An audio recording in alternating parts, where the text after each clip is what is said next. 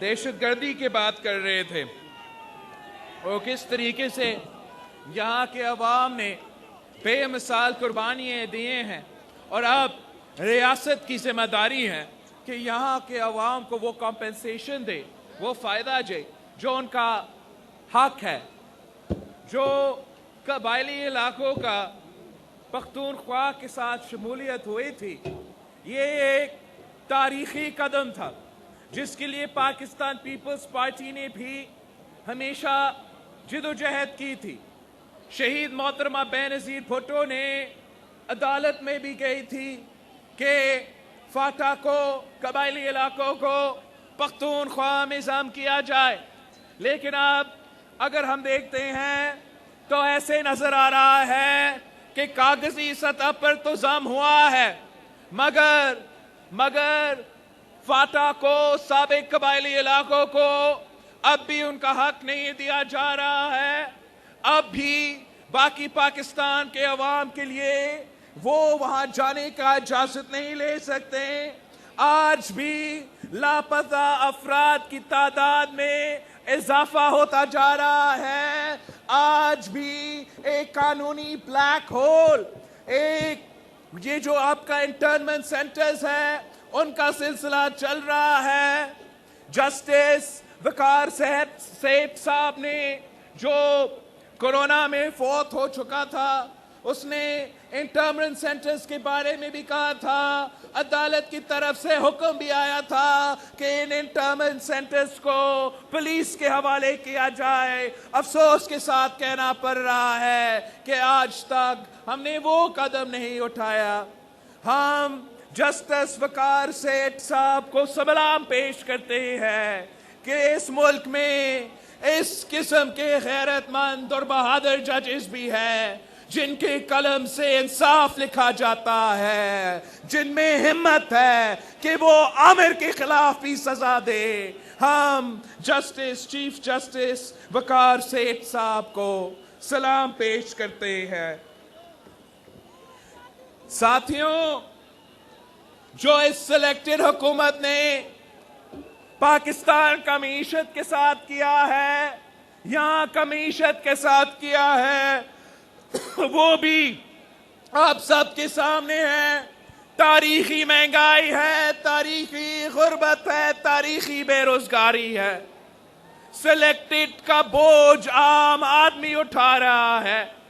ان کی وجہ سے، ان کی نالائکی کی وجہ سے پہلے چینی کا بحران ہوا، پھر آٹا کا بحران ہوا، پھر تیل کا بحران ہوا، اور اب آپ دیکھیں گیس کا بھی بحران ہوگا۔ ان کا نالائکی کا بوجھ بھی پاکستان کے عوام اٹھا رہے ہیں، اپنا بجلی کے بل میں، اپنا گیس کے بل میں، اپنا کھانے پینے کے اشیاء کا بل میں آپ اس نالائق، نااہل اور سلیکٹڈ کی حکومت کا بوجھ اٹھا رہے ہیں، اور ان کا ظلم وہاں نہیں رکتا، ان کا ظلم وہاں نہیں رکتا۔ جو NFC ایوارڈ ہے، جو آپ کا وسائل پہ حق ہے، جو آپ پہ پیسہ کا شیئر ہے، باقی صوبوں کی طرح پختونخوا کا حصہ پہ بھی ڈاکہ ڈالا جا رہا ہے۔ پختونخوا کو ان کا صحیح شیئر نہیں دیا جا رہا ہے۔ FPR کا نالائکی کی وجہ سے 160 بلین روپیز پختونخوا کے بجٹ سے کم کیا گیا ہے، پختونخوا کے عوام کو نہیں دیا گیا ہے۔ آپ ذرا سوچیں، 160 بلین روپیز، ہم اس کے ساتھ کیا کیا کر سکتے تھے؟ پشاور کے نوجوانوں کو کتنا روزگار دلوا سکتے تھے، کتنا تعلیمی اور صحت کے ادارہ کھڑا کر سکتے تھے، مگر باقی صوبوں کی طرح یہ نالائق اور سلیکٹڈ حکومت آپ کے وسائل پہ ڈاکہ ڈال رہے ہیں، آپ کو اپنا صحیح شیئر نہیں دیا جا رہا۔ یہ وہی لوگ ہیں، وہی حکومت ہے جو سی پیک کی آلٹرنیٹ روٹ کی بات کرتی تھی۔ جب حکومت میں نہیں تھے تو پیپلز پارٹی کے ساتھ دیتے تھے کہ سی پیک تو پسماندہ علاقوں کے لیے ہے، यहाँ के गरीब अवाम को क्यों नहीं फायदा दिया जा रहा? लेकिन जब से वो हुकूमत में आए हैं, सीपैक का जो अल्टरनेटिव रूट है, जो गिलगित से होके चित्राल और धीर तक और दारा तक पहुंच जाता है, उस पे कोई काम नहीं किया जा रहा है। यहाँ के अवाम को उसका भी फायदा नहीं दिया जा रहा है। आपका जो क्रूड ऑयल का प्रोडक्शन है, वो पूरा पाकिस्तान में सबसे ज्यादा प्रोड्यूस आप करते हो। अगर एक दिन में 90,000 बैरल्स प्रोड्यूस होते हैं तो पख्तूनख्वा उसमें 50,000 बैरल्स प्रोड्यूस करते हैं, मगर फिर भी आपको आपका हक नहीं दिया जाता, आपको अपना रॉयल्टी नहीं दिया जाता। वैसे ही जो आपका गैस प्रोडक्शन है, वो भी आपका कंजम्पशन से ज्यादा है, मगर उसमें भी आपको अपना हिस्सा नहीं दिया जाता। हर जगह पे, हर तरफ से यह नालायक हुकूमत आपके हक पे डाका डालता है। ये जालिम हुकूमत आपके जेब पे डाका डाल रहा है। आपको अपना वसाइल नहीं दिया जा रहा। खुद को आपके नुमाइंदे कहलवाते हैं, मगर अगर आपके नुमाइंदे हैं तो आपको आपका गैस की रॉयल्टी क्यों नहीं मिलती? आपका क्रूड ऑयल की रॉयल्टी क्यों नहीं मिलती? आपका हाइडल पावर का रॉयल्टी क्यों नहीं मिलती? वो इसलिए कि ये पख्तूनख्वा के नुमाइंदे नहीं हैं, ये पख्तूनख्वा के अवाम के नुमाइंदे नहीं हैं। ये अगर नुमाइंदे हैं तो अपने सिलेक्टर्स के नुमाइंदे हैं। अवाम को कुछ नहीं दिया जाता, अवाम का कोई मदद नहीं किया जाता। इन्होंने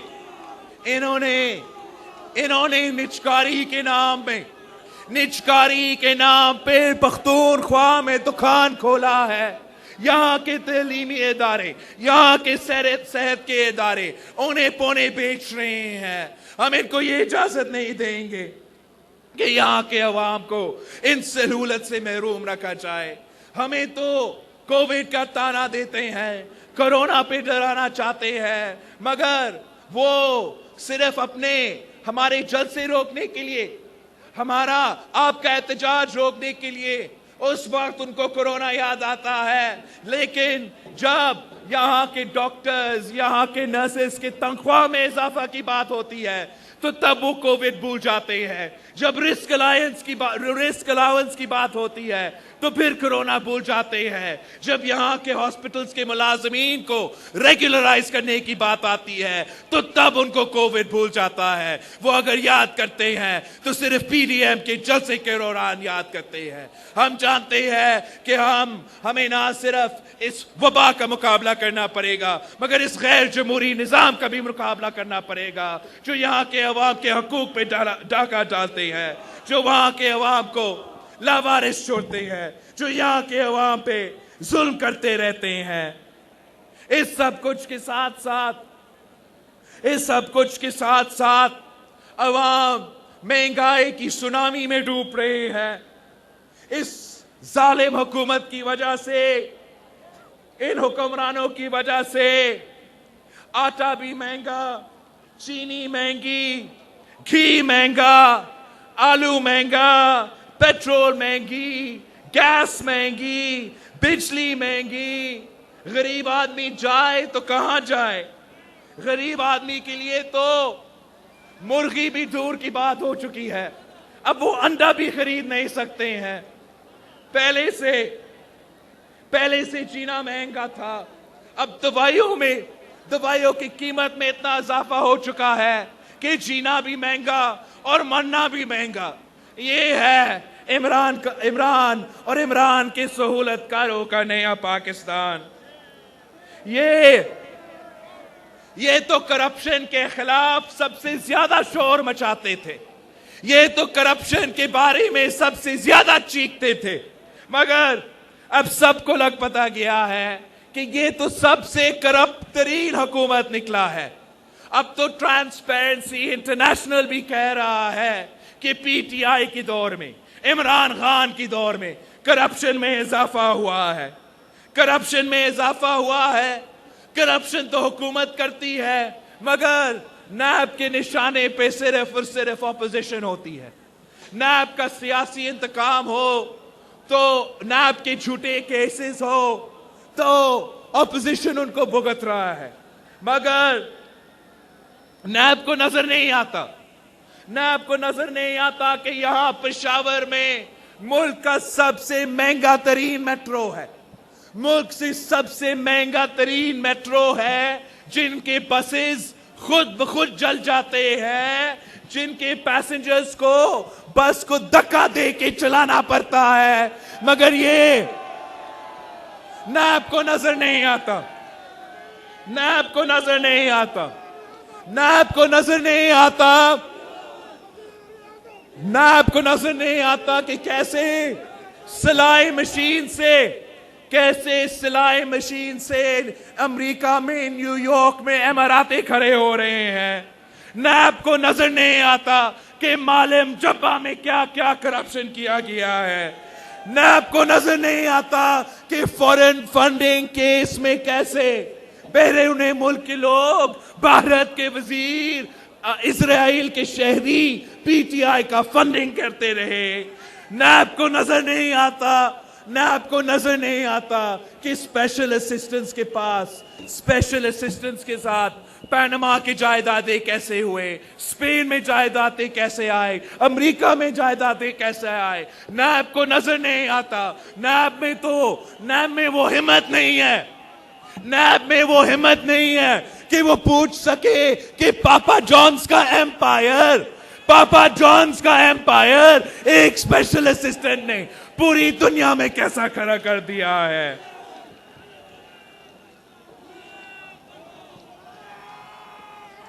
मगर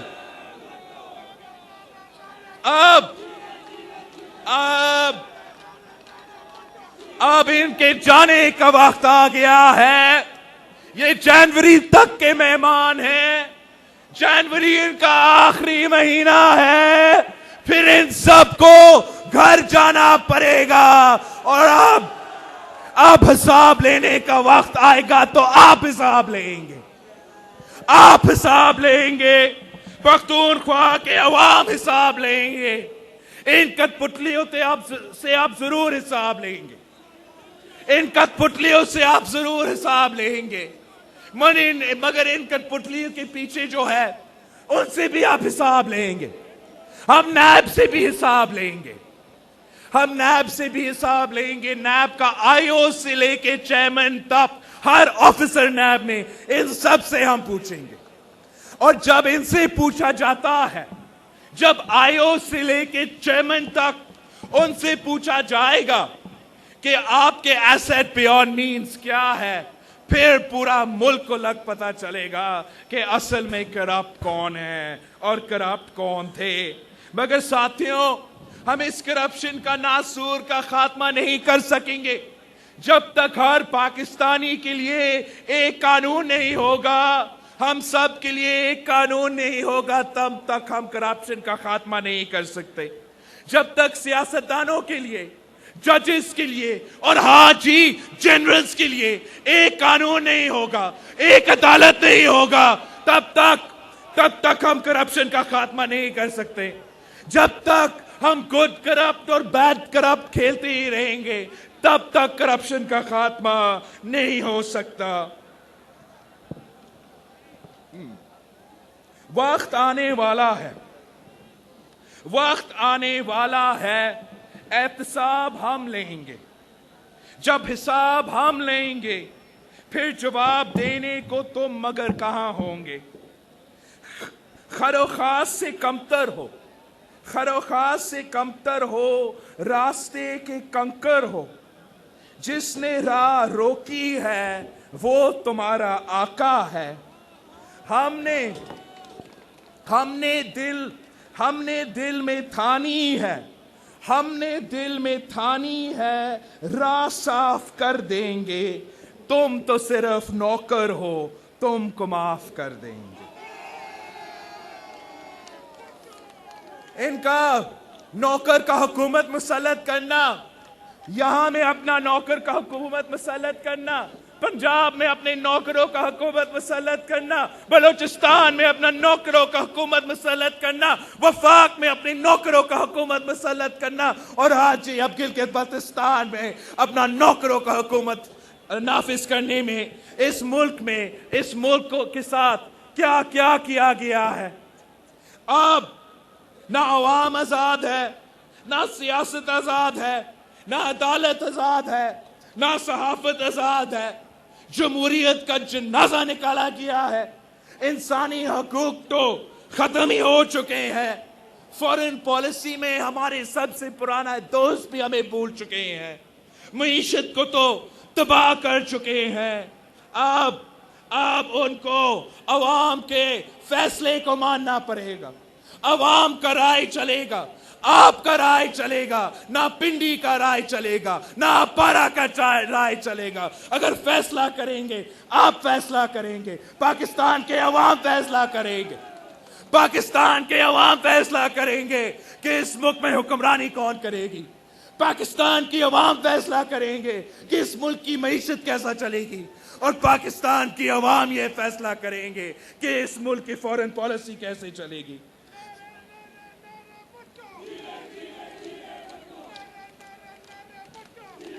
साथियों,